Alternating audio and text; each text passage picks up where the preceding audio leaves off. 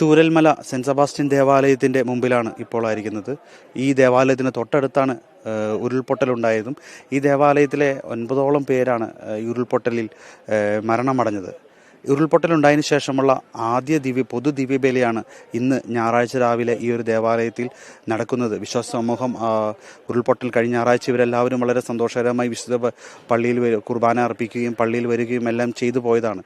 അതിനുശേഷമാണ് ഒരു വലിയൊരു ദുരന്തമുണ്ടായതും ദുരന്തത്തിന് ശേഷം ഇവരെല്ലാവരും ഇന്ന് ഈ ഒരു ദേവാലയത്തിൽ ചൂരൽമല ടൗണിനോട് തൊട്ട് ചേർന്നുള്ള അടുത്ത് തന്നെയുള്ള ഈ ഒരു ദേവാലയത്തിൽ അവർ ഒരുമിച്ച് ചേരുകയാണ്. വളരെ വികാരനിർഭരമായ ഒരു കാഴ്ചയിലേക്കാണ് ഇന്നിപ്പോൾ പോകുന്നത്.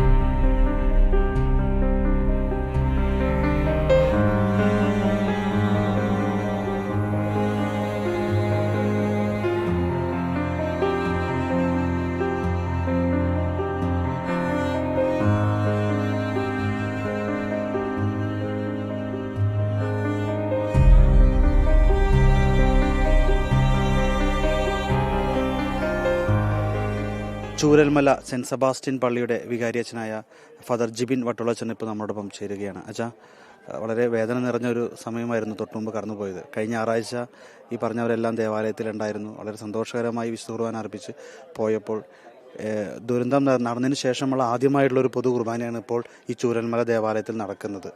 അന്നുണ്ടായിരുന്ന പലരും ഇന്നില്ല. എന്താണ് അച്ഛാ പറയാം? തീർച്ചയായിട്ടും പറഞ്ഞതുപോലെ കഴിഞ്ഞ ഞായറാഴ്ച എല്ലാവരും സന്തോഷമായിട്ട് വിശുദ്ധ കുർബാന അർപ്പിച്ച് ഞാൻ അനുസ്മരണത്തിൽ പറഞ്ഞതുപോലെ സിമിത്തേരിയിൽ ചെടിയെല്ലാം നട്ട് കടന്നുപോയവരാണ് ഈ ദുരന്തത്തിലേക്ക് അകപ്പെട്ടു പോയിട്ടുള്ളത്.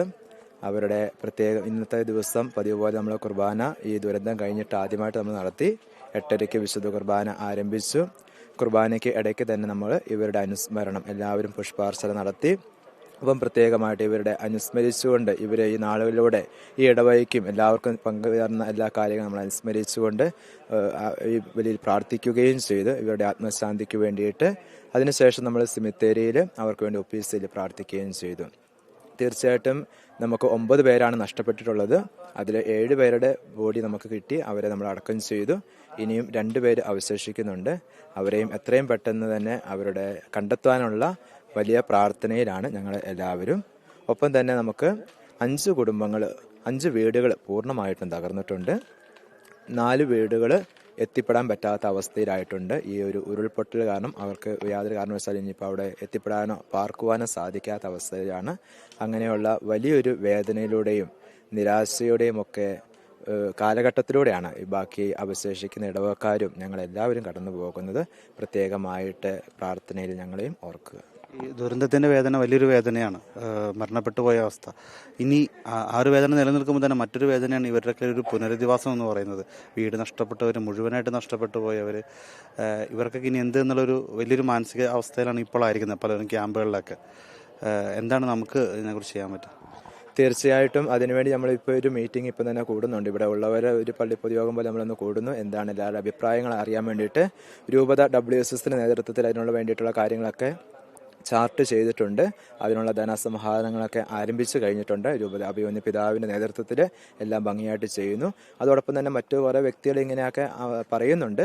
അപ്പോൾ എത്രമാത്രം നമുക്ക് എല്ലാവർക്കും എത്തിപ്പെടാൻ സാധിക്കുമെന്ന് അറിയത്തില്ല. എന്നാൽ പോലും വളരെ ഈ പറഞ്ഞ ഇവരുടെ പുനരധിവാസം എന്നുള്ളതും വളരെ വേദനാജകമായിട്ടുള്ള കാര്യം തന്നെയാണ്. ഇവിടെ നമുക്ക് അനുയോജ്യമായിട്ടുള്ള സ്ഥലങ്ങളും ഇനിയിപ്പം വളരെ കുറച്ചേ ഉള്ളൂ ഇവരെ താമസിപ്പിക്കാനായി. കാരണം പ്രധാനപ്പെട്ട ഒരു ഭാഗം തന്നെയാണ് അവിടെ കടന്നു പോയത്, നഷ്ടപ്പെട്ടു പോയത്. ഇനിയിപ്പോൾ അതിനെക്കുറിച്ചുള്ള കാര്യങ്ങൾ ഇടവക്കാരുടെ അഭിപ്രായം കൂടി ഈ ഒരു മീറ്റിങ്ങിൽ നമുക്ക് കിട്ടും. അതിന് രൂപതയിലും സംസാരിച്ച് നമ്മൾ പൊതുവായിട്ടുള്ള കാര്യങ്ങൾ അതിനെക്കുറിച്ച് എത്രയും പെട്ടെന്ന് ആലോചിക്കും. ഇപ്പോൾ കുറേ പേര് ക്യാമ്പുകളിലാണ്, കുറേ പേര് ബന്ധുക്കളുടെ വീട്ടിലാണ് താമസിക്കുന്നത്. അപ്പോൾ അവർക്കൊരു ആശ്വാസമായിട്ട് അവരെല്ലാവരും അവിടെ കൂടെയുണ്ട്. എന്നാലും നമുക്ക് എത്രയും പെട്ടെന്ന് തന്നെ അവരെയും അവിടെ അങ്ങനെ നീട്ടിക്കൊണ്ട് പോകാൻ നമുക്ക് പറ്റുകയില്ല. ക്യാമ്പിലൊക്കെ അധികം നാളെ അങ്ങനെ കഴിയാൻ പറ്റുകയില്ലല്ലോ. അപ്പോൾ ഇവരെ എവിടെയെങ്കിലും താൽക്കാലികമായിട്ട് പാർപ്പിക്കേണ്ടതായിട്ടുണ്ട്. എന്തായാലും ഒരു ഇടവകയുടെ വികാരി എന്ന നിലയ്ക്ക് അല്ലെങ്കിൽ ഒരു ഇടവകയുടെ അപ്പൻ എന്ന നിലയ്ക്ക് വളരെ വേദന നിറഞ്ഞൊരു സമയത്തിലൂടെയാണ് അച്ഛനും ഈ ഒരു നിമിഷങ്ങളിലൂടെ എല്ലാം കടന്നു പോകുന്നത്. എന്തായാലും ഇന്ന് ചൂരൽമല ഈ ഒരു പള്ളിയിൽ വിശുദ്ധ കുർബാനയിൽ എല്ലാവരും വരികയും പ്രാർത്ഥിക്കുകയും ഒപ്പം ഈ ഇപ്പോൾ മരിച്ചുപോയവരിൽ നിന്ന് അകന്നുപോയി 9 പേർക്ക് വേണ്ടിയും പ്രത്യേക പ്രാർത്ഥനകളും പുഷ്പാർച്ചനകളും എല്ലാം നടത്തി. ഒപ്പം സിംതേരിയിലും ഒപ്പീസ് അർപ്പിച്ച് പ്രാർത്ഥിക്കുകയും ചെയ്തു.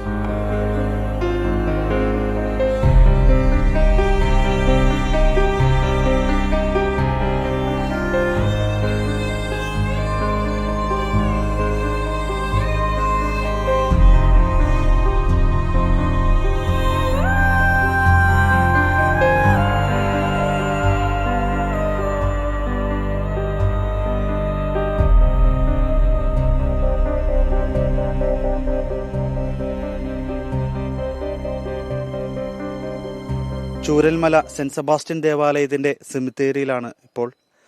9 പേരാണ് ഈ ദേവാലയത്തിൽ നിന്നും ഈ ഒരു ദുരന്തത്തിൽ ഉരുൾപൊട്ടലിൽ മരിച്ചുപോയത്. അതിൽ 7 പേരുടെ മൃതദേഹങ്ങൾ തിരികെ ലഭിച്ചു.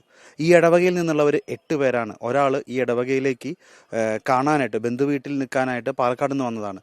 അദ്ദേഹത്തിൻ്റെ ബോഡി പാലക്കാട് തിരിച്ചുകൊണ്ടുപോയി. ബാക്കി 6 പേരെ ഇപ്പോൾ ഈ ഒരു സെമിത്തേരിയിൽ അടക്കിയിട്ടുണ്ട്. ഇപ്പോൾ ഇന്നലെ അടക്കിയ ഒരു 30 ദിവസം നീതുവിൻ്റെ കല്ലറയാണ് ഇവിടെ ആയിരിക്കുന്നത്. ഒപ്പം തന്നെ മറ്റ് 5 പേരുടെയും കൂടി ഇവിടെ അടക്കിയിട്ടുണ്ട്. വളരെ വേദനാജനകമായൊരു കാഴ്ചയായിരുന്നു ഇന്ന് രാവിലെ വിശുദ്ധ കുർബാനയ്ക്ക് ശേഷം കാണാൻ സാധിച്ചത്. ഇടവകയിലെ ബാക്കി എല്ലാവരും ഈ ഒരു സെമിത്തേരിയിൽ വന്ന് ഇവർക്ക് വേണ്ടി ഒപ്പീസ് ചൊല്ലി പ്രാർത്ഥിച്ചിരുന്നു.